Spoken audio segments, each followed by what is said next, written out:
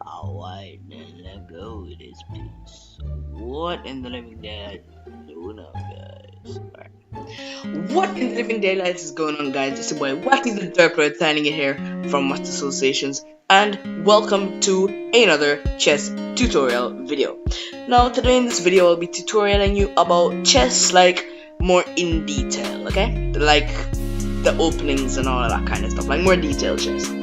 Now, let's get right into it. So when you're playing a game of chess, it is extremely important that you get the opening in chess right. Now, if you do this, it makes the rest of the game so much easier, and it also tells how the game is going to play out.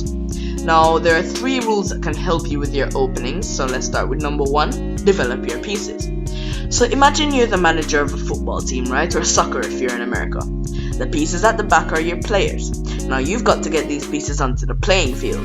Usually the first pieces that you would want to hopefully bring out are the knights and the bishops. Rule number 2, control the center. Now, in chess, like in football or soccer, the side that controls the midfield usually wins. So play in the middle of the board, not the edges. Rule number 3, get your king safe. So think of the king as the goal, okay? So unlike in football or soccer, in chess you can choose where you can put your goal. The best place is nearer the corner because it's harder to reach. Because the center usually gets opened up at the start of the game, leaving the king there at the start is way too dangerous because pieces can attack it easier. That means that you should usually aim to castle quickly on the king side earlier in the game, as you can see in the diagram shown. Try to keep 3 unmoved pawns in front of your king early on in the game. Some more advice for you. Start by moving the pawn in front of your king 2 squares forward at the start of the game. This helps to control the center and open lines for both the queen and the bishop. Bishop? What am I talking about? The bishop. Other moves are equally good, but most of the openings start with these moves as they are easier for beginners to understand. Now, never, without reason, bring your queen out too soon. She's way too valuable and will get chased around the board by weaker enemy pieces. And don't bring your rooks out along the 3rd rank. As you can see in the diagram, if you move your this is white by the way, if you move your H pawn 2 squares forward, and then you move your rook 2 squares forward, if you move your H pawn 2 squares forward, and then you move your rook to H3, then if the black responds by moving his queen pawn, that's the pawn on D7, to D5, then the bishop would be attacking the rook, and that would be a very, very, very early capture. Now, rooks are usually the last pieces to come out, and they move along the back rank to find files without pawns. If you can exchange some pawns very early in the game, you'll make more room for your rooks. This is yet another reason why you should castle quickly. Now, never move pawns on the side without a good reason. In this position, black can get checkmates easily by moving to H4 with his queen. Now, this is called fool's mate, and only a fool like white would play like this. Now, don't move pieces twice in the opening without a good reason. Look on the diagram. White has done exactly this and moved his right knight from G1 to F3, and then again from F3 to G5. Now try to move all of your pieces once before you start moving a second time. The player who gets all of his or her pieces out first will be able to start his or her attack first. Now try not to develop pieces in front of other pieces. Here, both players have made that mistake. White has stuck his or her bishop in front of the pawn that he wants to move to get his other bishop out. Black has stuck his queen in front of his bishop, so he can no longer develop that piece. Now, don't forget that these rules are only guidelines to help you survive. There are many occasions where you will want to break these rules, perhaps to win a piece or even to get checkmate. But it is very important that you learn the rules first before you learn the exceptions. That's how life goes. One more point. For the past 500 years or even more, the best players in the world have studied the best ways of starting the game. Now, Now these players have written thousands upon thousands upon thousands upon millions upon thousands of books to help you.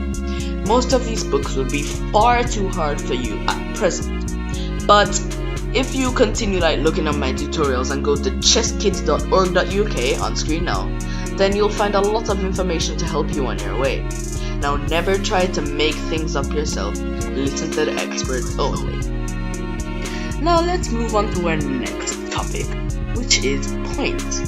Now if you've learned how the pieces move, you'd probably realize that some pieces are a lot better than other pieces. Now there are some really strong pieces in your team and some are not so strong. Now as you could guess, the really strong pieces in your team are worth more than the not so strong pieces. Now let's have a look to see how much each of the pieces is worth. Now we'll start with the pawn. The pawn is the least powerful piece. This guy is only worth 1 point. Poor pawn. Next we have the knight. A knight is usually worth about, 3 pawns. About 3 pawns. We say that the knight is worth 3 points. Moving on to the bishop. The bishop is usually as good as a knight, but it could be, the bishop is as good as the knight, but you wouldn't exchange a bishop for a knight, because a bishop can cover more spaces and it's a bit more flexible. So the bishop is worth 3 points, but let's just call it 3 plus. Now we'll take the rook. And this diagram, the diagram of the rook looks really, really funny. But as I said, all diagrams belong to chesskids.org.uk. The rook is a very, very strong piece. He's stronger than the knight because he can move further, and he's stronger than the bishop because he can use the entire board. Now this rook is worth 5 points. The strongest piece of all of the team is the queen. Well, the strongest piece, not the most important. The queen is like a rook and a bishop together. I was so tempted to say bishop a while ago. So the queen is like a rook and a bishop together, and then some. So we say that a queen is worth 9 points. Now finally we have the king. What's the largest number you can think of? A million, a billion, a trillion, a septillion, gazillion, kabillion, zillion, I don't know. Infinity even? Well, that's how much the king's worth. The entire game. Now these figures are only a rough guide for beginners. They're slightly undervalued bishops and queens. More often than not, a bishop is slightly better than a knight, as I said earlier. A bishop and a knight are usually better than a rook and a pawn. Strong players learn to rely on experience and judgment rather than points. Now, let's move on to our next point. Now, an important attacking technique in chess is what we call the team attack. Now, this involves attacking one of your opponent's pieces with 2 or more of your pieces, hence, team attack. We usually use this technique when we're attacking pawns because they're the least mobile pieces and they're the least valuable, so they can't easily run away. As you know, chess is about attack and defense. You can attack an enemy pawn so your opponent defends it. If you've got more pieces than your opponents, you'll easily be able to attack enemy pawns more than often. He'll be able to defend them. You'll be able to win his pawns, promote your pawns, and get lots of queens this way. You can use this idea even at the start of the game. So look at the black pawn on f7 in this diagram. He's only got the king to defend him. Sometimes, white can go for a really quick team attack on f7 with 2 pieces at the start of the game. Now watch this. This is my favorite type of checkmate. Now both players start by moving their e-pawns 2 squares forward. Now white brings his queen out to h5. Now, I know how I said earlier that don't bring your queen out too early, but this only goes for if it's a more experienced player. If he's pretty much a rookie, then you can try this on him if he doesn't, defend it from early on. Now, look, the white queen on h5 is threatening the black pawn on e5, and he has f7 as a target. But white needs to find another piece to join the queen's team attack. Now black defends the threat to the pawn on e5 by using his knight.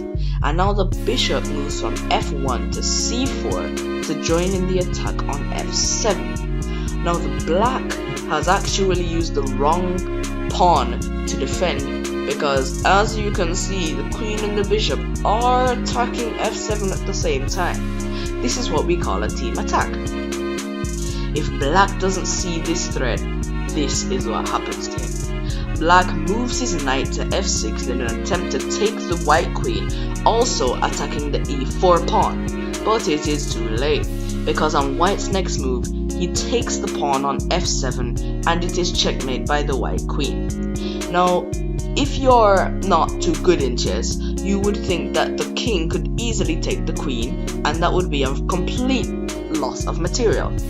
But no, as you can see, the bishop on c4 is actually defending the queen on f7. This is checkmate.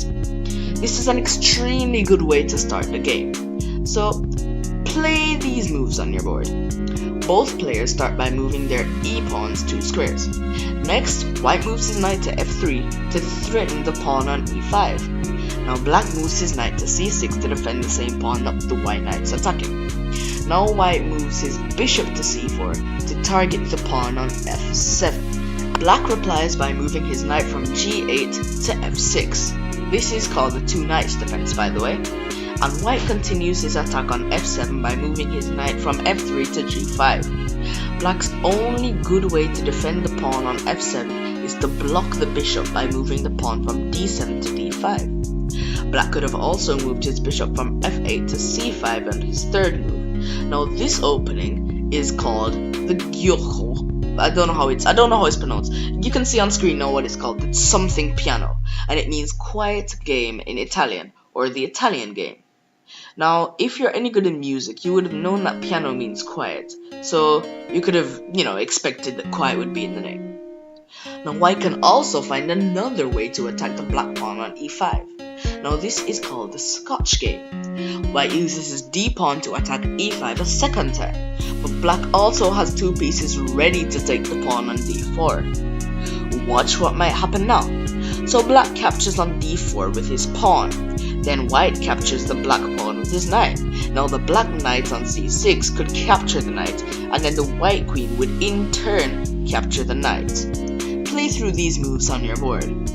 Now these exchanges, what we call, I love to exchange pieces because it just, I don't know, I just have a feeling about exchanges, I just love them.